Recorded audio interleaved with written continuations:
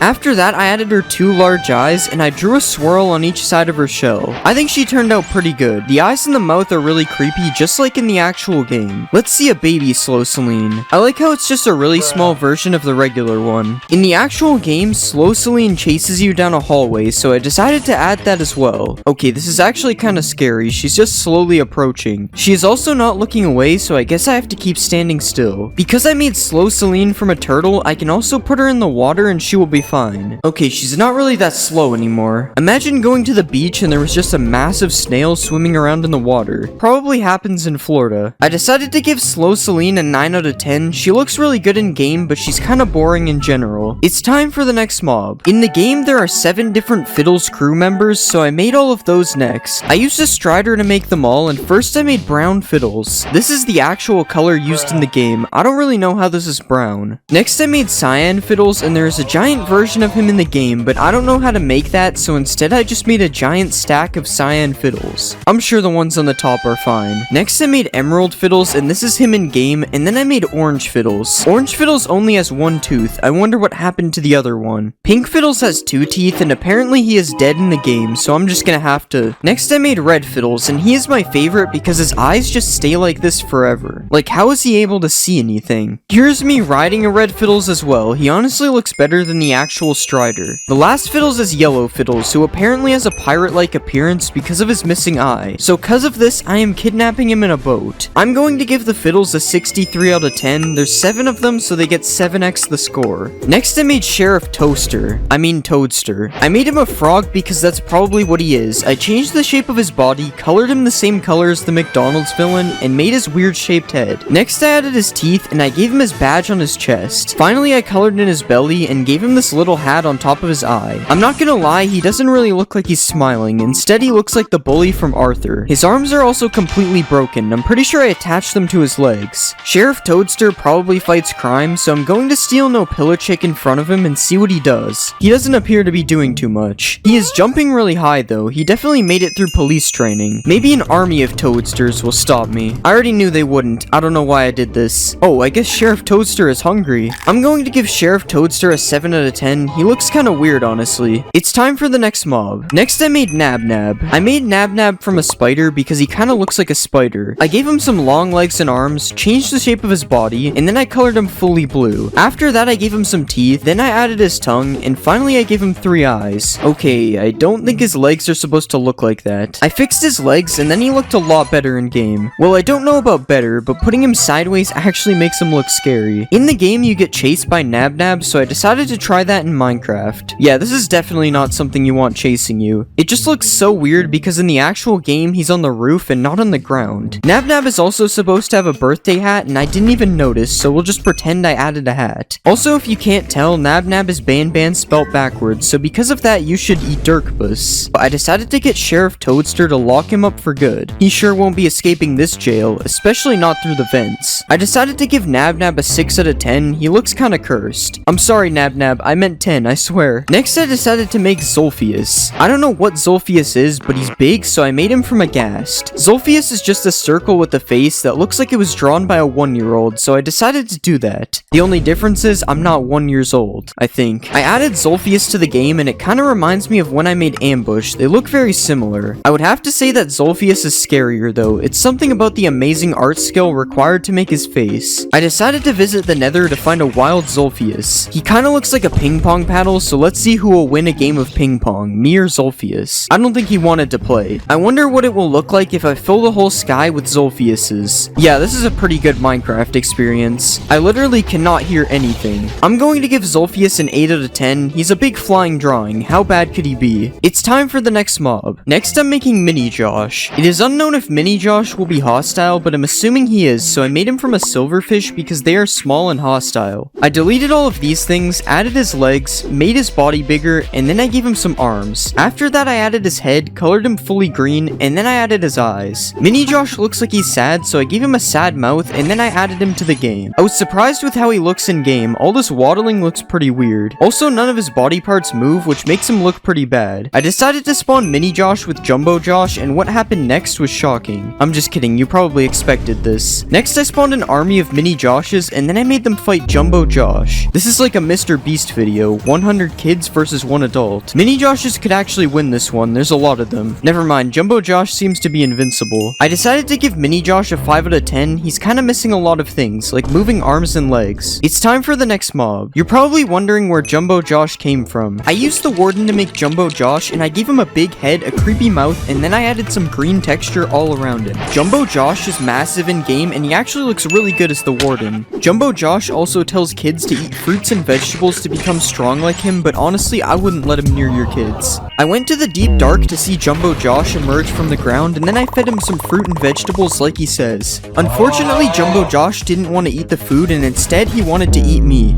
I would say that I killed him to try and make myself look cool, but let's be honest, we all know what happened. I'm going to give Jumbo Josh a 10 out of 10, and that has nothing to do with him holding me hostage. It's time for the next mob. Next, I made Banban. I made Banban from a wither skeleton. I colored him fully red, gave him some eyes and a mouth, and then I added his big tongue. I then gave him his birthday hats on his head, and finally I changed his arms a little bit. Apparently changing his arms a little bit didn't matter though, because they fully disappeared in the game. Oh wait, they're inside of him. I decided to fix his arms, and this is how Banban looks in game. I decided to visit the Nether to try and find Banban myself. Ignore the Netherrack, I don't know how this got here. When you think of it, Banban is a devil, so he's supposed to be in the Nether. Wait guys, I was just kidding, I didn't say that. To make things a little more cursed, I decided to replace all the heads on the Wither with the Banban heads. Now let's see who will win, the Banban, Wither, or Jumbo Josh. Why is Jumbo Josh not fighting back? Okay, now he's going crazy. Alright, Jumbo Josh couldn't do anything, Banban was flying. I decided to give Banban a 6 out of 10, he doesn't look that great. It's time for the next mob. Next, let's make Banbalina. I used a wither skeleton for Banban, so I made Banbalina from a skeleton. I copy-pasted all of Banban's body parts onto her, and then I colored her fully white. Next, I gave her some eyes and drew her mouth, and then finally I added her pink bow on her horn thing. I forgot Banbalina also had a problem with her arms, so I had to fix it again. This is how Banbalina looks in game. She kinda looks like a weird bunny. I then spawned a Banbalina army and made them fight Jumbo Josh. Okay, they're all just fighting each other. Yeah, Jumbo Josh wins this easily. Banbalina is cool, but look at me spawning a bunch of crows. I then made Banban fight Banbalina to see who would win. I'm sorry, Banbalina, I kind of already knew what would happen. I decided to give Banbalina a 5 out of 10. It's not because I don't like her, it's just because I don't like her. Next, I made Opilabird. I used a chicken to make Opilabird, and I gave her a long neck, some purple wings, and a yellow beak. I then added these creepy looking eyes to her and added her to the game. Opilabird actually looks pretty pretty good as well, but the baby, not so much. At least I don't have to worry about her chasing me though, because she's a chicken. Well, she'll chase me, but she's not gonna do anything, I think. In the game, Opilibird is supposed to fall into the ball pit, so I decided to test if she would survive a massive fall in Minecraft. She made it to the ground without taking damage. There is a minigame where you have to feed Opilibird 6 eggs, so I added that to the game as well. Kind of. I tried to swap Jumbo Josh and Opilibird's textures around to make a joke, but this just happened. Opilibird says laughter is the best medicine, so I'm asking you to laugh at that joke. Do it for her, not for me. I decided to give Opilibird an 8 out of 10 because she can't harm me for my opinion. Okay, really? Next I made Captain Fiddles. I made Captain Fiddles from a Strider. First I shrunk his legs and made his body smaller. Next I colored him fully blue and I gave him a mouth and some eyes. Then finally I added some arms and some hands. Captain Fiddles actually looks pretty good in game, other than the fact that his legs aren't attached. Also, he's a really good method of transportation. Okay, well he's not that good, he's kinda slow honestly. You can even spawn a baby Captain Fiddles for whatever reason. His legs are even more broken, but it's fine. It is said that Captain Fiddles is known for his love of music, so I decided to play a song for him. This was really bad. It's supposed to be the Rickroll song. Sorry. To test if Captain Fiddles is a real captain, I decided to give him control of a boat.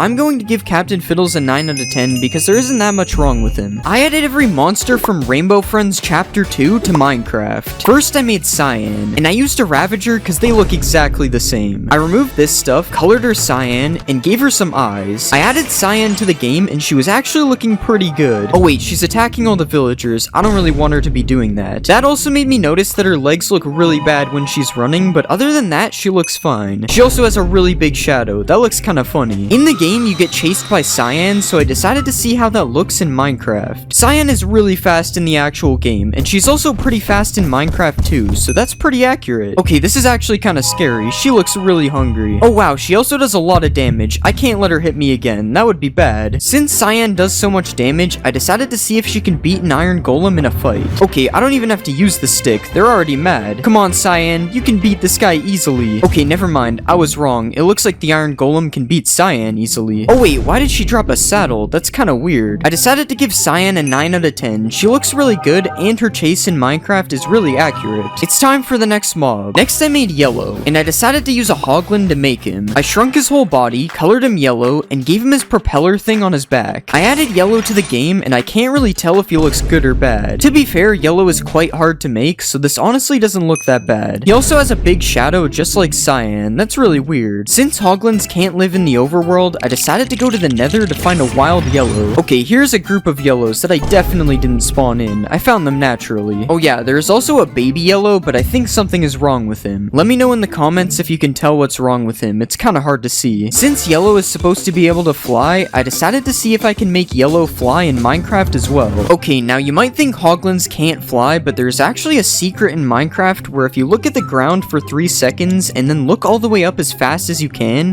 make all the hoglins start to fly. It's definitely not a command, it's just a secret feature. I decided to give Yellow an 8 out of 10. He doesn't look that bad, he's just really hard to make. It's time for the next mob. Next I made Pink, and I made Pink from a zombie. I bent his legs, colored him pink, and gave him some eyes. Finally I colored in his eyes, gave him a mouth, and then I added some small cheeks. I added Pink to the game and he was burning. Okay, I should probably fix that. When Pink is not burning, he actually looks pretty good. There is a slight problem with his legs, they aren't really connected, but other than that, I'm not seeing anything wrong with him. Since Pink was supposed to be added to the game, I decided to make him battle Cyan and Yellow to get a spot in the game. First, we'll do Cyan versus Pink. Okay, that was kind of embarrassing. I don't think he even hit her. What about Yellow versus Pink? Okay, this fight is actually looking a little close. And Pink still died. I guess we know why he was benched from both chapters. I decided to spawn a baby Pink to see what he looks like, and he looked about the same as the big one. I will say the baby one runs a lot faster than the big one though. This guy is going crazy. I decided to give Pink a 9 out of 10. He honestly turned out pretty good, other than his legs. That's the only problem. It's time for the next mob. Next we'll make Orange, and we will make him from a wolf. Let's change the shape of his tail, and we'll rotate his body. Now let's give him some arms, and we'll give him some teeth. Okay, these are way too big. That looks better. Okay, I'm not sure if you guys see the problem here. That should be good enough. Okay, his head definitely does not work though. I guess wolves bend their head a lot. Let's spawn a baby Orange. It's the same thing with a bigger head. Let's try to tame Orange. Yeah, this is perfectly normal. Nothing is wrong here. here. Now he just has a big red square and his tail is broken. Let's spawn an army of oranges. And let's see them take down a skeleton. Okay, the skeleton got eaten in like 2 seconds. Come on, orange, take down the warden. Oh no, that was fast. Alright, I'm going to give orange a 6 out of 10. He was kinda cursed. It's time for the next mob. Next, we are going to make purple. And we are going to make him from a frog. Let's delete all this stuff. And we'll change the shape of his body. Now let's color him purple. Now let's extend out his head. And we'll make it a little bit round. Now finally, let's give him some eyes. And we'll add some black pupils inside. Out of all the mobs to break, somehow this one isn't broken. Surprisingly, I think he looks really good. Okay, these vines need to get out of the way. What about a baby purple? Oh yeah, frogs don't have babies. Let's see purple eat this slime. Never mind, he's not hungry. Oh, never mind, he just attacked him. He looks so weird when he's swimming. Let's spawn an army of purples. Wow, purple jumps so high. The noise they make is really interesting. Let's see if purple can take down orange. Okay, I don't think purple knows how to fight. Let's spawn a bunch of slimes. Okay, they're all too big. I love how there's no animation. The slime just travels to their mouth. Alright, I'm going to give purple a 10 out of 10. I thought he looked really funny. It's time for the next mob. Next, I made red, and we are going to make him from a strider. Let's remove his hair, and we'll shrink his body. Now let's make him a bit shorter, and we'll color his head red, and let's color his pupils black, and finally we'll give him a couple shoes, and I think that looks good. Let's see him in game. Okay, something is definitely wrong with his legs, but other than that, I think he looks good. Oh god, why does it take so long for his legs to turn? Let's go to the nether, and here we have a red walking on some lava. Okay, seriously, what happened to his legs? It's like they're backwards or something. I mean, now they're on the right side, but somehow that made it worse. Okay, that's close enough. We're just gonna ignore that. Let's ride a red. Wait, this is the wrong fishing rod. Okay, this looks weird like it usually does. Let's see a baby red. Okay, baby red just has no legs. Let's spawn an army of reds. Okay, red army, follow me. Isn't this weird? Because red is supposed to tell me what to do. Alright, I'm going to give red an 8 out of 10. He looked pretty good. It's time for the next mob. Next, we will make green, and we will make him from the warden. Let's shrink his body and head. Now let's color him fully green, and we'll color the back of his mouth black. Next, let's give him a bunch of white teeth, and we'll copy these to the top. Next, we'll extend out his eyes, and we'll make his eyes circular. Now, finally, let's draw his pupils, and that looks good. Let's see it in game. I don't know how I feel about this one. There's something about the way he moves that is very terrifying. He's also very tall. I'm not sure if that's accurate. I'm not going to lie, he kind of looks like a cactus monster. Let's find green in the deep dark. Of course, we have to see him emerge from the ground. I'm not gonna lie, that might be scarier than the warden. I wonder how this thing looks when it's angry. We'll give him a sheep that he can't hit. I'm sorry, sheep.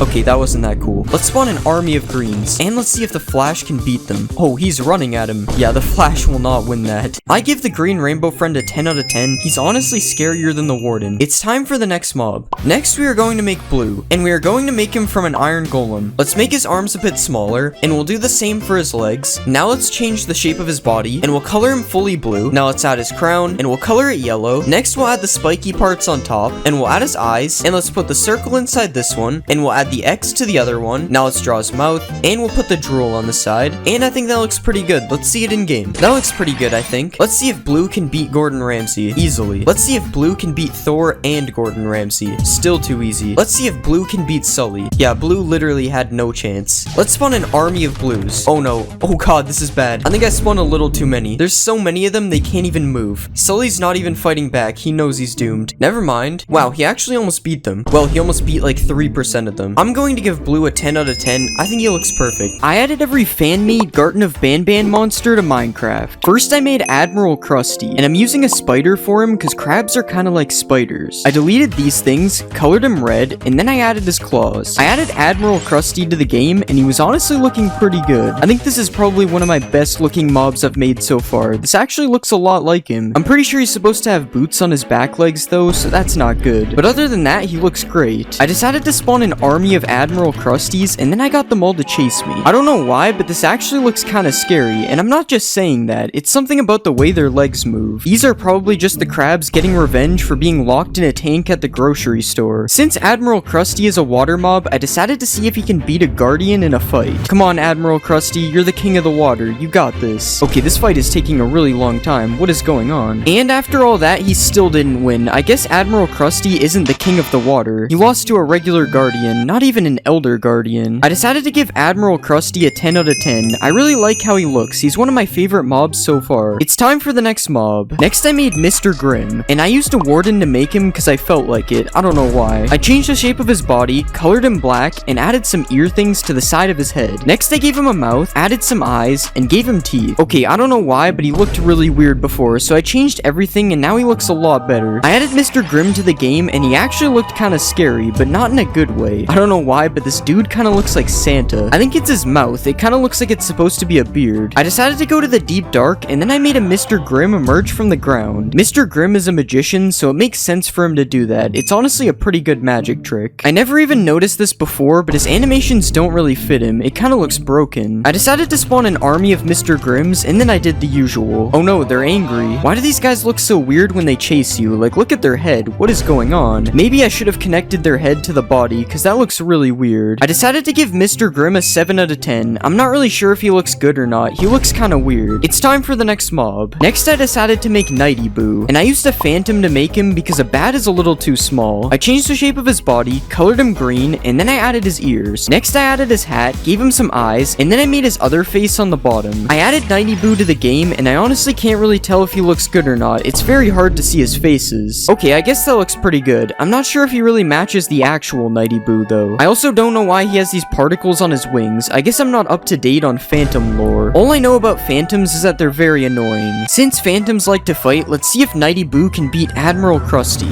Okay, I'm not really sure if this is supposed to happen. He's just flying up in the air. Okay, I guess Nighty Boo doesn't want to fight. He only fights humans. I spawned an army of Nighty Boos and then I tested to see how fast they can kill me. Okay, why is it actually kind of hard to dodge them when there's this many? I must have not slept for weeks because this many phantoms is absurd. Wait, I think I found a way to beat them. They can't catch me. I decided to give Nighty Boo an 8 out of 10. He looks pretty good, but he doesn't really look like the actual Nighty Boo. It's time for the next mob. Next I made Patched Willy, and I didn't really know what to use for this one, so I just used the Ender Dragon. I deleted all this stuff, shaped him into a worm, and then I added his tongue. After that I colored him in, gave him some spikes, and added all of his eyes. I added Patched Willy to the game, and I don't really know what happened to him. How did he get this tail and neck? That definitely wasn't there on Blockbench. It would definitely make him look a lot better though, if only the tail had purple on it too. I will say this guy kinda reminds me of when I made PJ Pugapillar. They're just so similar because of the stripes. There isn't really much you can do with Patched Willy other than wait for him to perch. That actually looks kinda good when he turns around, other than the parts with both colors. And he also looks like he's doing the worm when he's perched, so that definitely fits him. Since there isn't anything to do with Patched Willy, I decided to see if Mr. Grimm can kill him. Okay, I don't really know if he knows where Patched Willy is. He doesn't seem to be attacking him. Yeah, I can't even make them fight with the wand. This is unfortunate. I decided to give Patched Willy a 5 out of 10. He doesn't really look right, and he's also really boring. It's time for the next mob. Next I made Admiral Krusty's crew member, and I made him from an iron golem because he looks kinda buff. I changed his body, colored him blue, and then I gave him new arms. After that I added his beak, gave him an eye patch, and then I added his other eye. I added him to the game, and he didn't really look that good. I mean, he doesn't really look that bad either, but he just doesn't look like the guy in the picture. He looks way less scary. He also kinda looks like that bean guy. I don't know what his name is. Since this guy doesn't have a name, or at least I don't think he does, I'm going to call him Crewmate Chicken, because he kinda looks like a chicken, if that's what he's supposed to be. Since a Guardian killed Admiral Krusty earlier, I decided to see if Crewmate Chicken could avenge him. Okay, he easily killed him. I see why this guy is on Admiral Krusty's crew, but since he's only a crew member, let's see if he can beat Admiral Krusty in a fight. Okay, he can easily do that. I don't see why this guy isn't the captain. I decided to give Crewmate Chicken an 8 out of 10. He doesn't look perfect, but he also isn't that bad. It's time for the next mob. Next I made Doom Doom, and we'll use a Ravager to make him. I shrunk his legs, changed his arms, and then I shaped his head. Next I colored him yellow, gave him some hair, and added his eyes. I added Doom Doom to the game, and he was actually looking pretty good. He looks really angry, and I'm pretty sure he's supposed to be a bull, so that's probably accurate. Bulls are always angry for some reason. Okay, I'm pretty sure he's supposed to be moving a lot faster though. The actual Doom Doom charges at the speed of light, but maybe it's because he has no one to charge at yet, so let's get him to charge me. I think I'm supposed to be holding out red wool to make him mad. Okay, I was right, now he's a lot faster. Also, his head is really glitchy, but we'll just ignore that. I already said he looked good. I decided to spawn a Smiley Miley, and then I tested to see who would win in a fight. I don't really think Smiley Miley has any chance. Doom Doom is huge. Look at his head when he attacks. It looks so weird. Yeah, Doom Doom barely took any damage. I guess he's just too OP.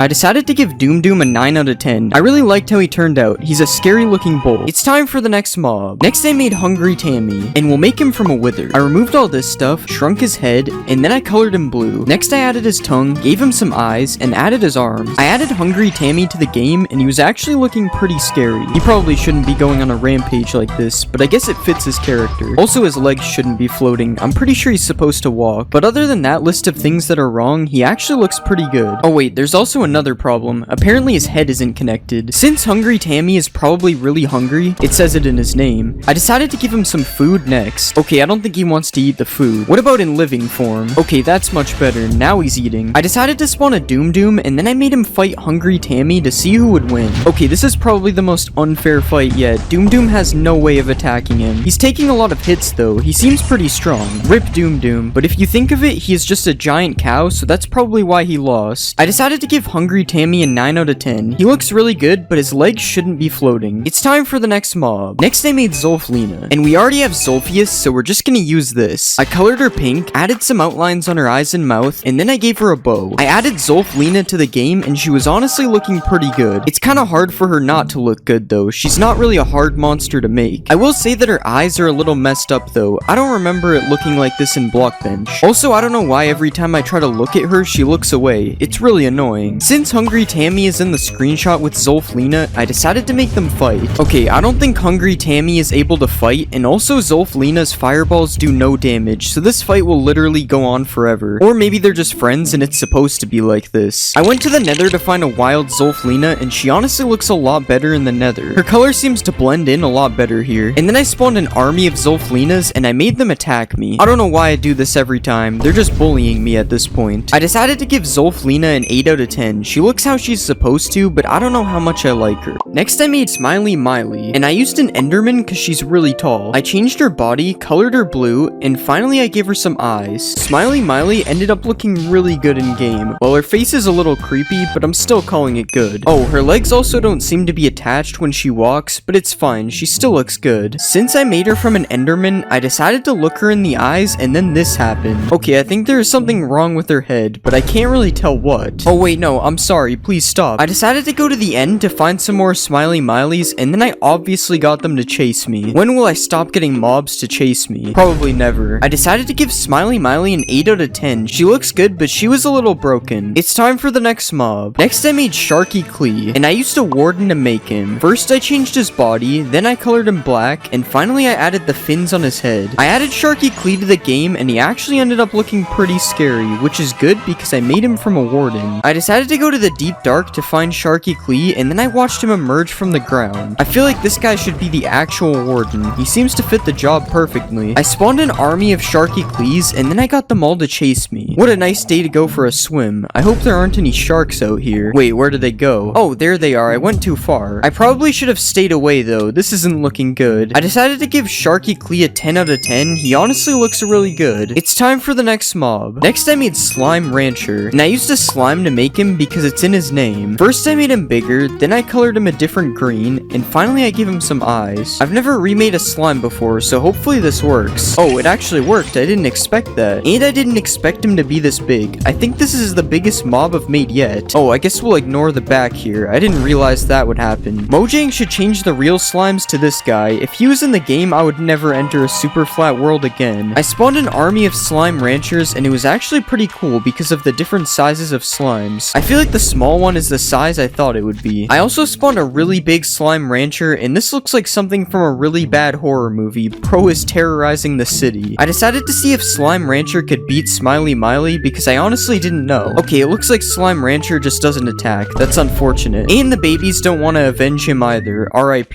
I decided to give Slime Rancher a 10 out of 10. He looked really good, especially the massive one. It's time for the next mob. Next I made Sad Seth, and I decided to use a Wither skeleton for this one. I changed the shape of his body, colored him red, and then I gave him some extra arms. Okay, I'm not gonna lie, I don't know if I like this guy that much. The bottom eyes kind of look out of place, and also the sword he is holding just shouldn't be there. Actually, I can get rid of the sword. I forgot. It doesn't make him much better though. You're not even able to see some of his arms. Also, when he walks, his arms go through his body. That's great. Okay, I'm just hating. It's time to move on. Let's see if Sad Seth can beat Smiley Miley in a fight. I honestly think Sad Seth should win this one because he is a Wither. Okay, it appears I'm wrong. Smiley Miley is just built different. I'm sorry, Sad Seth, but I gotta do it. You let me down. I decided to give Sad Seth a 6 out of 10. He looks fine, but he's just too broken. It's time for the next mob. Next I made Froggy Quack, and I decided to make him from an iron golem. First I changed his body, next I colored him green, and finally I added his head on the top. Okay, he actually looks a lot better than I thought he would. I thought for sure the head on top would look weirder. I will say the iron golem animations actually fit him pretty well too. Nothing is broken. But I don't know, he's kind of a weird looking monster in general, so I'm not gonna say he looks perfect. I decided to spawn a Sharky Klee, and then both of them started fighting before I even did anything. I thought these guys would be friends. I wasn't trying to make them fight. I decided to spawn 5 Froggy Quacks, and then I made them all fight Sharky Klee for revenge. I'm not gonna lie, I still don't know if these guys can win. They're kind of getting destroyed. Yeah, I don't know. It's not looking good. Come on, Froggy Quack. Okay, I guess 6 Froggy Quacks isn't enough to take out Sharky Klee. I decided to give Froggy Quack an 8 out of 10. He didn't look that bad, but he wasn't the best either. It's time for the next mob. Next, I made Whaley Bow. I made him from a pillager. I shrunk his limbs, colored him blue, and then I gave him some eyes. I added Whaley Bow to the game, and he seemed kind of scared. Like, why is he just aiming his bow at me? Oh, it's probably because Sharky Klee is right there and sharks eat whales. But honestly, I can't really tell if this guy looks good or bad. Like, he looks like the picture, so that's good. But he also kind of looks like a weird cartoon character, and I'm not sure if he's supposed to be like that. I decided to spawn an army of Whaley Bows, and then I spawned 1 Froggy Quack to see if they can kill him. Alright, Whaley Bow already lost to the shark, but can he beat the frog? Okay, I'm not really sure if they can do it. They're just shooting each other instead of him. He seems to be taking damage really fast though, so it's possible that they could win. No way, the whales actually did it. Maybe they aren't so bad after all. I decided to give Whaley Bow an 8 out of 10. It would have been lower, but I raised it because they defeated Froggy Quack. It's time for the next mob. Next, I made Toxic Gazer, and I made him from a witch because they like to throw poison. I changed his arms a bit, gave him a longer neck, and then I colored him green. Next, I gave him an eye, and finally I added these weird things that hang off his face. Yeah, I don't really know how I feel about this guy. His face looks kind of weird. I think it's the things that are hanging off his head. They don't look anything like the actual monster. I will say the rest of him looks pretty accurate though. Since Toxic Gazer is toxic, let's see him throw a bottle of poison at me. That's not poison, that's slowness. Oh wait, there we go. That was kind of rude. Don't worry, I got him back. Wait, why is he drinking Zolphius juice? What is going on? I decided to spawn a Whaley Bow, and then I made them fight to see who would win. This is such a weird fight because neither of them can melee, but it looks like Toxic Gazer is gonna lose. He seems to have no interest in the fight anymore. Okay, this just isn't ending. I guess it's a tie. I decided to give Toxic Gazer a 6 out of 10. I didn't really like the way he looked. It's time for the next mob. Next, I made Chili. I decided to use a creeper for Chili. First, I removed his head. Next, I colored him blue, and then I gave him a mouth. After that, I added his eye, gave him some teeth, and finally I added his horns. I added Chili to the game, and he actually looked really good. I kind of expected this guy to look bad because he looks really goofy in general, but he might be one of my favorites so far. I will say that his red nose is really bothering me though. It makes him look like a clown. Since Chili is a creeper, I decided to see a supercharged Chili next. Okay, the charge isn't really meant for him. This is kind of cursed. I decided to spawn a Toxic Gazer, and then I tested to see if a regular Chili can kill him. Okay, he actually survived, and I respect it, honestly. He just stood there and took the blast. He didn't even try to run. I decided to give Chili a 10 out of 10. I don't know why, but I really like him. It's time for the next mob. Next, I made Evil Zolphius. I already have Zolphius, so I just removed his old face, added some white eyes, and gave him a way scare your mouth. Okay, I'm not gonna lie, I'm pretty sure regular Zolphius is evil already, so this guy must be a menace. I'm scared of what he'll do to me for even looking at him. But I will say he actually looks really good. I think the red under his eyes made him look a lot better. This also reminds me of some of the Doors monsters I made because a lot of them look like this. I decided to go to the Nether to find an evil Zolphius, and then I decided to have a ping pong match with him. Okay, that wasn't really fair. He was stuck in the ground. I spawned an army of evil Zolphiuses, and then I decided to see how long it would take them to kill me. Okay, off to a good start. They already hit me. This looks like something you would find in your house at 3 a.m. Okay, I'm dead, but that actually took a while. These guys kind of suck. I decided to give evil Zolphius an 8 out of 10. He looks pretty good, but I think I prefer normal Zolphius. It's time for the next mob. Next, I made Sandy Jax, and I used a frog to make him because why not? I got rid of all this stuff, expanded his body, and then I colored him brown. I added Sandy Jax to the game, and I'm not gonna lie, he was looking kind of strange. This guy looks kind of like a Diglett with a crown, and I don't know why, but he also looks like some kind of Burger King mascot. Oh, and he could also look like Mr. Potato Head, I guess. At least he can jump high. That is something good about him. I decided to spawn a baby Sandy Jax, which isn't a real thing, and then I spawned a tiny slime rancher for him to eat. Wow, he ate that thing instantly. I guess he was hungry. I decided to give Sandy Jax a 5 out of 10. I don't really like him. He looks weird. Next, I made Hunky Jake, and I used a warden. I changed the shape of his body, colored him pink, and then I added his hat. I added Hunky Jake to the game, and he was actually looking pretty good. Okay, maybe his animations don't really match him, but if he isn't moving, he looks fine. I also just noticed that his head keeps going into his body, but unfortunately, it's gonna stay like that. Since Hunky Jake looks really strong, let's see if he can beat an Iron Golem. Okay, this was stupid. He obviously can beat an Iron Golem. He's a warden. Since Hunky Jake is a warden, I decided decided to go find him in the deep dark. Oh, that actually looks pretty good. I was expecting the animation to be broken. I decided to spawn an army of Hunky Jakes, and then I watched them all chase me. Oh no, they're getting angry. Yeah, I wouldn't want this to happen to me. They look so scary with no legs. I decided to give Hunky Jake a 9 out of 10. His animations are broken, but he looks good. It's time for the next mob. Next, I made the Jester. I used a pillager for the Jester. I colored one half purple, added some spikes, and then I gave him some eyes. I added the Jester to the game, and he looked pretty good. He looks a lot better than I thought he would. His face looked kinda weird in Blockbench. He also needs to stop aiming the bow at me. I'm not hostile. Next, I decided to see who would win, the Jester or Hunky Jake. I think we already know what's gonna happen. Yeah, the Jester got one hit. He had no chance. I decided to spawn an army of Jesters, and then I put them all against Hunky Jake. Okay, they might be able to win this time. There's a lot of them. That is if they stop shooting each other. Yeah, Hunky Jake wins this one too. Hopefully the Jester is more powerful in the real game. I decided to give the Jester an 8 out of 10. He looks pretty good, but also kinda weird. It's time for the next mob. Next, I made Evil Banbaleena. For this one, I used a piglin. I colored her white, added some creepy eyes, and then I gave her some horns. Oh, that's not a piglin, that's a pig. Evil Banbaleena actually looks really good in game. She might be even better than Evil Banban. Oh yeah, she turns into a zombie. We have to go to the nether. But as I was saying, she actually looks really scary, even in Minecraft. Come on, Banbaleena, give me some pearls. No, that's not what I wanted. I decided to spawn a baby Banbaleena, and it looked just as scary, and then I spawned an army of evil Banbaleenas. Oh, some of them have drip. After that, I decided to get chased by all the Banbaleenas. I won't be late for class again, I'm sorry. I guess she doesn't want to send me to the principal's office. I decided to give Evil Banbaleena a 10 out of 10. She actually looks pretty scary in Minecraft. It's time for the next mob. Next, I made Sharp Claw, and I used an iron golem to make him. I changed the shape of his body, colored him pink, and then I added his eyes. Okay, this actually looks pretty good in game. Well, at least he looks like the picture. His nails are also really dirty. This guy definitely needs a shower. Sharp Claw kind of looks like Barney, so let's see if he's a friendly dinosaur. Okay, I don't think he wants to be friends. He's kind of mean, actually. Because he's so mean, I decided to make him fight Hunky Jake. Okay, maybe I shouldn't have done that. We already know Hunky Jake can beat an iron golem from earlier. But what about 4 Sharp Claws? Okay, one is already dead. This isn't looking good. Dang, Hunky Jake is crazy. Yeah, I guess 4 Sharp Claws can't take this guy out. He's invincible. I decided to give Sharp Claw a 7 out of 10. I'm disappointed that 4 of them couldn't kill a Hunky Jake. It's time for the next mob. Next, I made Charlie Cake. I decided to make him from a creeper. I deleted all this stuff, shaped him into a cake, and then I colored him in. After that, I drew his faces, added these things, and gave him some eyes. I don't think this is the right cake. He doesn't appear to be moving. Charlie Cake actually looks pretty decent, but I'm pretty sure he's supposed to be a lot bigger. I don't know how he ended up this small. I will say he looks like he tastes a lot better than the actual cake though. Hey man, I was just kidding. I'm not gonna eat you. I decided to see a baby Charlie Cake, and then I realized that isn't real, so instead I spawned a supercharged Charlie Cake. Okay, I think the charge is a little bit tall for him. Oh, and the head is also moving. That's kind of weird. I decided to spawn a Sharp Claw, and then I tested if supercharged Charlie Cake can one-shot him. Oh wow, that actually did a lot of damage, and he wasn't even really close to him, so he probably could have killed him. Here you go, Sharp Claw. I'll fix you up. I decided to give Charlie Cake a 7 out of 10. I don't really like how he looks. It's time for the next mob. Next, I made Cyclopus. I used a Hoglin to make him. First, I deleted all this stuff. Next, I colored him in, and then I gave him an eye. After that, I gave him teeth,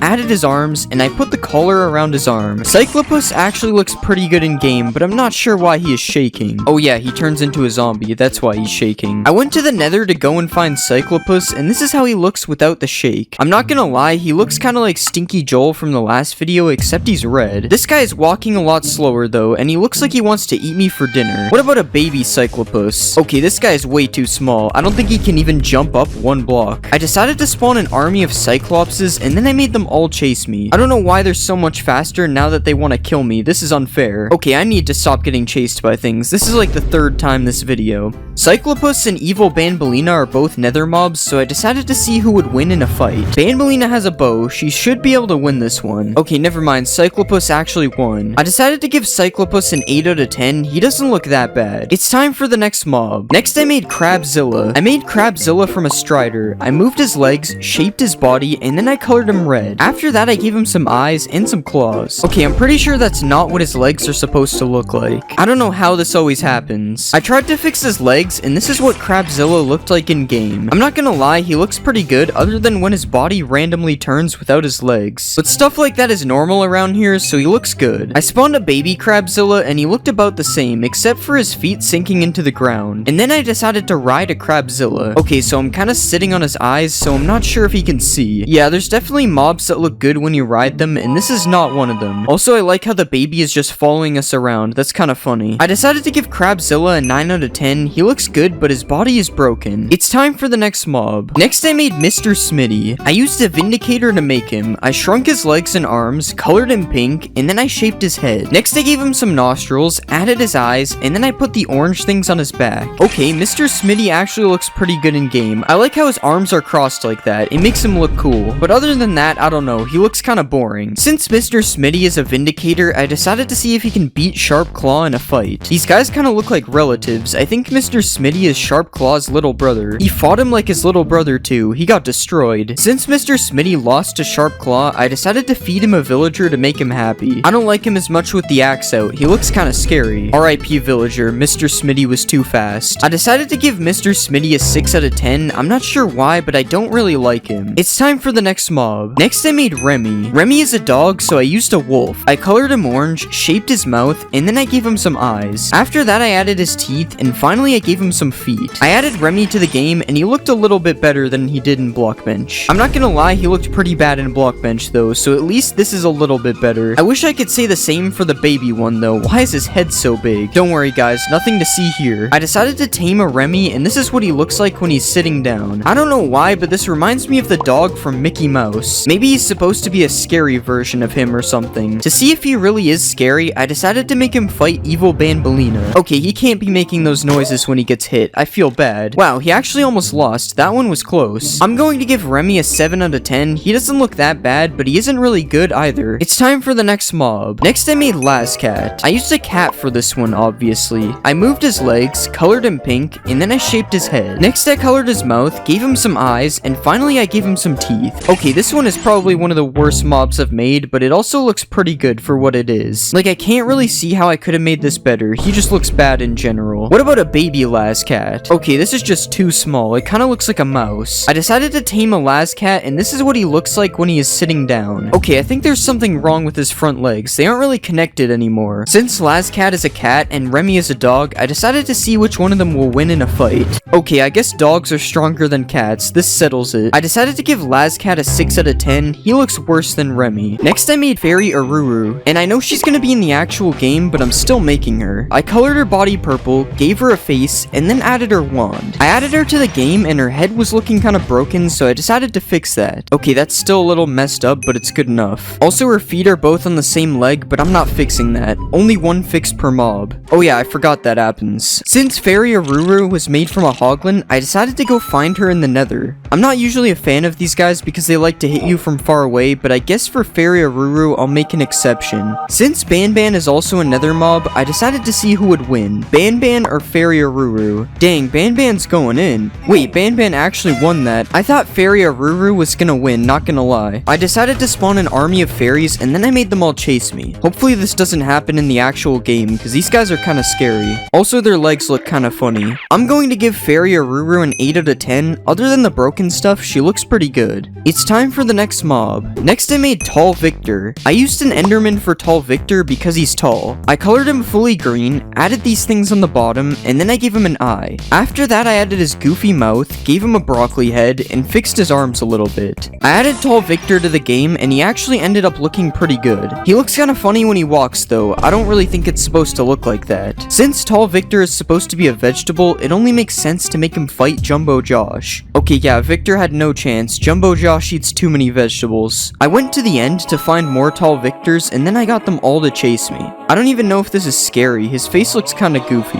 Okay, well, even if it's not scary, it's still deadly. Tall Victor, you better apologize for killing me or I'm not looking away. I'm going to give Tall Victor a 9 out of 10. He honestly looks pretty good, especially as a meal. Next, I made Nibbler. I decided to make Nibbler from a wither, cause, well, I don't know, I just never used the wither. I kind of forgot to record me making Nibbler, so here's me adding some orange things on his arms, cause that's all I have. I spawned the Nibbler in game, and he was honestly looking pretty crazy. Ignore the black black spot on the bottom. I didn't know this would happen. I'm pretty sure Nibbler doesn't fly around and attack random mobs, so I don't think this is accurate. I'm also not sure if you see it, but he kind of looks like the guy from Monsters Inc. There's honestly not much to do with this guy, so I decided to see if he can beat Jumbo Josh. Jumbo Josh is the most powerful Banban mob so far, but he might lose this one. Yeah, Nibbler's health bar is barely moving. This isn't looking good. Come on, Jumbo Josh, you can win this one. Okay, I was lying. There's no way he was winning this one. I guess I'm gonna have to step in and end this. Yeah, I had even less chance than Jumbo Josh. Nibbler is too good. I decided to give Nibbler an 8 out of 10. I honestly can't really tell if he looks good or bad, so I'm just gonna go with good. It's time for the next mob. Next I made Miss Luna. I decided to make her from a bee because I think she's a bug. I colored her body purple, gave her some eyes, and then I added her crown. After that I added her dress, gave her some legs, and finally added her wings. She actually ended up looking pretty good in game. The flying suits her well. I will say her eyes look kinda weird though, she looks sad. I decided to spawn a baby Miss Luna and it looked exactly the same. I don't really know what I was expecting. Miss Luna is probably pretty good at fighting, so I decided to put that to the test. Okay, maybe I was wrong. She didn't even really fight. I spawned an army of Miss Lunas and then I decided to make them all follow me. Okay, this one isn't that scary. Oh wait, why is she upside down? Wait, I just noticed that bees like to attack Zoglins for some reason. Look at them all ganging up on the Zoglin, like what is going on? I decided to give Miss Luna an 8 out of 10. She looks really good, but she doesn't really do anything. She's kinda boring. It's time for the next mob. Next I made Dr. Fluffy Pants. I made him from a panda. I moved his head, colored him blue, and then I gave him a mouth. Next I added his eyes, gave him some ear things, and made the heart on his chest. Dr. Fluffy Pants is definitely an interesting name for a guy like this. He looks kinda buff. Also, we'll ignore his head. I know it's broken, but I don't care. Wait, look at him rolling around. That's kinda crazy. Since I made him from a panda, I decided to feed Dr. Fluffy Pants some bamboo. Yeah, there's definitely something wrong with him. This is not okay. I decided to spawn a baby Dr. Fluffy Pants, and this is what happened. Well, the good thing is I can't break him by feeding him bamboo. The bad thing is his head is floating higher than before by default. Oh wait, they're following me because I'm holding bamboo. I didn't even realize. Since Dr. Fluffy Pants is a doctor, I decided to see if he can perform an operation. Alright, I guess he doesn't feel like doing it. He's just gonna leave this villager to die. I decided to give Dr. Fluffy Pants a 7 out of 10. I like how he looks, but his head is broken. We can't excuse that. It's time for the next mob. Next I made Chef Pigster, and I made him from a pig. I gave him his face on his chest, added his other head on the top, and then I gave him some sideways arms. Chef Pigster actually looks pretty good in game, but I'm pretty sure he's supposed to be a lot bigger. His arms also don't move with his head, but I'm not fixing that. Chef Pigster is supposed to be a chef, so I decided to see if he can cook me a meal. I probably shouldn't have chosen a pork chop, that's kinda messed up.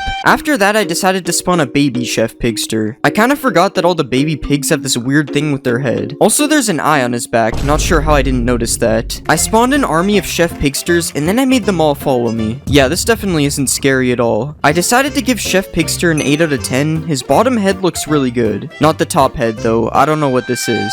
Next I made Coach Pickles. I used a Strider to make him because he kind of resembles a Strider. I made his legs a lot bigger, colored him blue, and then I gave him a mouth. Next I added his trunk, gave him some weird looking eyes, and then I added his ears. Okay, I'm pretty sure something is wrong, but I can't really tell what. I fixed his legs, and this is how he looks in game. He honestly looks pretty good. Okay, his other foot is attached to the wrong leg still, but I'm just gonna leave it. Also, we ignore the missing texture here. It doesn't look like that in Blockbench. Coach Pickles probably coaches some sort of sports team, so let's see if he can beat me in a snowball fight. Okay, I don't think that's gonna work. Let's see what a baby Pickles looks like. He looks just about as cursed as the big one. I decided to ride a Coach Pickles, and I'm pretty sure that something doesn't look right. I'm going to give Coach Pickles a 7 out of 10. He honestly looks kinda weird. It's time for the next mob. Next I decided to make Nabnalina. I already made Nabnab, so I just took the Nabnab model and changed it a little bit. First I made the tongue a different shape, then I fixed her eyes, and finally I colored her pink. This is kinda weird. For some reason she looks just like Nabnab. I also forgot that Nabnalina is supposed to have a bow on her head, so I added that. When I made Nabnab, I got him to chase me, so I had to get chased by Nabnalina as well. This looks just as scary as last time. I also found a way to make it look like Nabnalina is chasing me on a roof, just like how Nabnab does in the game. Well, she doesn't chase me, but it looks like she's on a roof, so that's cool. I decided to have a fight between Chef Pigster and Nabnalina, and you will never expect what happened next. Okay, it was kind of obvious what would happened, I'm just bored. I decided to give Nabnalina a 6 out of 10 because that's what I gave Nabnab and they look the same. It's time for the next mob. Next I decided to make Hunter Tim. I made Hunter Tim from a Ravager.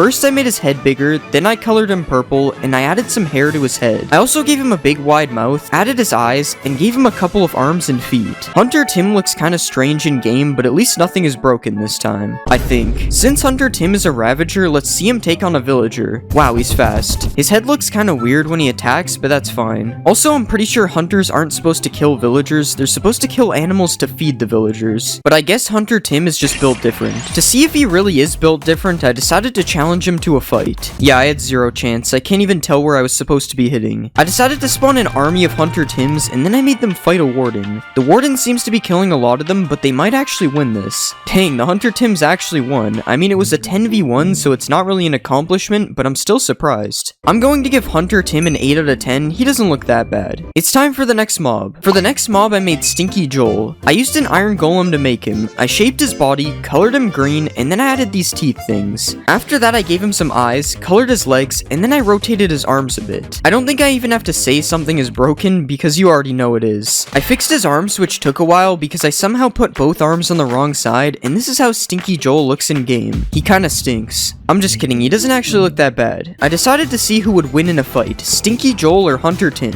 This fight is actually a lot closer than I thought. Stinky Joel won. I'm actually kinda surprised, I thought Hunter Tim had that. Will he beat 2 Hunter Tims though? Nope, 2 Hunter Tims is too many for him. I spawned an army of Stinky Joels, and honestly I'm not sure why. I didn't even do anything with them. I then gave Stinky Joel a bottle of Dragon's Breath because that's the stinkiest thing I could find, and then I decided to give him a 7 out of 10. He doesn't look that bad, but he isn't interesting enough. It's time for the next mob. Next I made Noodles Ninja. Since Noodles Ninja looks like a jellyfish, I decided to make him from an Elder Guardian. I removed all this stuff, colored him blue, and then I gave him a mouth. After that I added his eyes, added some noodles on the side, and then I gave him some arms and legs. Surprisingly nothing broke with this one. His legs are in the ground, but he's supposed to be in the water anyway, so that's fine. Also the sound he makes is kinda weird, but I didn't add that, that's not my fault. Let's see a baby Noodles Ninja. Oh yeah, that's not a thing. I decided to spawn a Noodles Ninja in the water, and this is how he looked. He looks a lot better in water because you can actually see his legs. He would also look a lot better if his arms and legs moved, but I'm not doing all that. I decided to fight Noodles Ninja to see if he really is a ninja. I really should get some armor for these fights. I decided to give Noodles Ninja an 8 out of 10. He looks pretty good, but his eyes are kinda scary. It's time for the next mob. Next I made Silent Steve. And Silent Steve is a serpent, so I made him from a warden, because those two are the exact same thing. I deleted everything except his body, colored him purple, and then I started shaping his new body. After that I started making his head, gave him some eyes, and then I added his tongue. Yeah, this looks really bad, but it's gonna have to do. At least he isn't broken. He also kinda moves like a serpent, so that's cool. Okay, maybe that's not how a serpent moves, but I'm pretending it does. Since Silent Steve is a serpent, it only makes sense to spawn him in the water. Surprisingly, it actually looks like he belongs here. I decided to see if Silent Steve or Noodles Ninja is the superior water monster. Okay, this fight is kinda weird. I don't think the warden can melee in water. But even though he can't melee, Silent Steve still won. Okay, that's enough Silent Steve for now. He's kinda cursed. I decided to give Silent Steve a 3 out of 10 because I just don't really know what this is supposed to be.